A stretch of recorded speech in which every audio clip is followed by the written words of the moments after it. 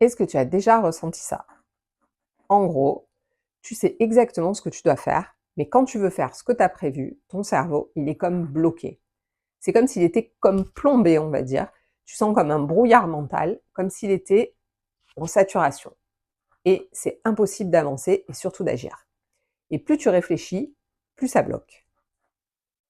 Par exemple, tu te lèves le matin, tu te dis que tu vas avancer sur quelque chose, on va dire une tâche, quelque chose de simple, ça peut être un message, une décision, une petite chose à faire. Et tu sais exactement quoi faire, mais quelque chose résiste. Donc tu réfléchis, tu analyses, tu te dis mais qu'est-ce qui se passe? Tu cherches la meilleure façon de faire. Tu te dis c'est pas possible, il faut que je trouve la solution. Tu mets en fait toute ton énergie pour te mettre en action. Et plus ça va, plus tu te sens bloqué. En fait, c'est comme un cercle vicieux. Plus tu veux agir, avancer, plus ton cerveau y ralentit. Résultat, tu te sens épuisé sans avoir avancé d'un iota. Si ça te parle, je vais te donner 3 clés pour sortir de cette surcharge mentale. L'exemple type, tu restes devant ton écran, tu relis 3 fois la même phrase, tu ouvres un onglet, puis un autre, tu passes d'une idée à une autre et rien ne sort vraiment. Ou alors tu repousses, tu te dis: «Je le fais après», mais même après, ça reste lourd, vraiment très lourd à l'intérieur et tu n'y arrives pas. La première clé, c'est de passer par le corps et de respirer, et c'est un levier hyper puissant que très peu de personnes utilisent vraiment. Parce qu'en fait, il est impossible de sortir d'un état comme celui de la surcharge mentale quand le corps est en mode survie. Il s'est comme verrouillé, et c'est important de comprendre pourquoi la surcharge mentale est d'abord une surcharge physiologique. Ce qui veut dire que le mental et le corps sont connectés en permanence. Quand le corps est sous tension, par un excès de réflexion, un excès de stress, le cerveau reçoit un signal d'alarme. Et tant qu'il reçoit ce signal, il reste en alerte maximale. Il va scanner les dangers, il anticipe, il tourne en boucle. Et dans cet état, il va tout mélanger. Les petites tâches pas importantes, les priorités, les décisions, le travail intérieur, tout devient flou.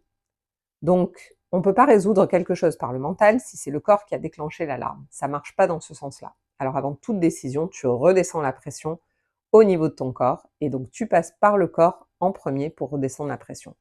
Et la façon la plus directe qu'on a de le faire, c'est la respiration, parce que c'est la seule fonction du corps qui est à la fois automatique et consciente. Tu peux la modifier volontairement, et quand tu modifies ta respiration, tu envoies un message direct à ton système nerveux. Le danger est passé, tu peux relâcher. Concrètement, tu respires profondément et tu allonges ton expiration. Tu expires plus longtemps que tu n'inspires, et ça suffit. Tu respires juste profondément, tu prends le temps de souffler lentement, complètement et jusqu'au bout. Quelques respirations, même 2 ou 3, ça va déjà modifier quelque chose dans ton corps. Une légère détente va s'installer, et dans ce relâchement, le mental, il va pouvoir commencer à se poser. Tu peux aussi compléter ça avec d'autres gestes très simples comme t'étirer, secouer les mains, masser tes bras ou encore masser ton visage. Ces petits mouvements, ils créent une micro-coupure sensorielle, et ça va signaler à ton corps qu'il sort de la saturation. Et le corps, lui, il répond très vite. Il n'a pas besoin de longues séances pour répondre. Il répond immédiatement à la respiration et aux gestes que tu fais. Donc tu passes par le corps en premier, et tu vas voir que le mental y suit. Il devient plus calme, plus clair, parce qu'il a reçu le signal qu'il pouvait enfin relâcher. La deuxième clé, c'est de changer de pièce ou de lieu. Et c'est une astuce toute simple, et pourtant elle est redoutablement efficace. En réalité, le cerveau, il associe chaque espace à un état mental. C'est un mécanisme inconscient, ça se fait tout seul. Ton cerveau, il a appris, à force de répétition, que tel endroit correspond à tel type d'activité, ou tel type de tension, ou encore tel type de pensée. Par exemple, le bureau, c'est la to-do list. Le canapé, c'est le scroll. La cuisine, c'est la culpabilité, par exemple, si tu n'as pas répondu à des mails ou que tu n'as pas fait des tâches. Ces associations, elles se sont gravées sans que tu t'en rendes compte. Donc si tu restes au même endroit, devant le même écran, dans la même posture, tu restes aussi dans la même boucle mentale. Et tu le sens, ça tourne, sans sortie. Le problème, il semble de plus en plus gros, la fatigue, elle va s'accumuler, et tu as de plus en plus l'impression d'être coincé. Alors, tu bouges, tu changes de pièce. Si tu peux pas sortir de la pièce, tu te mets sur une autre chaise, tu changes de position.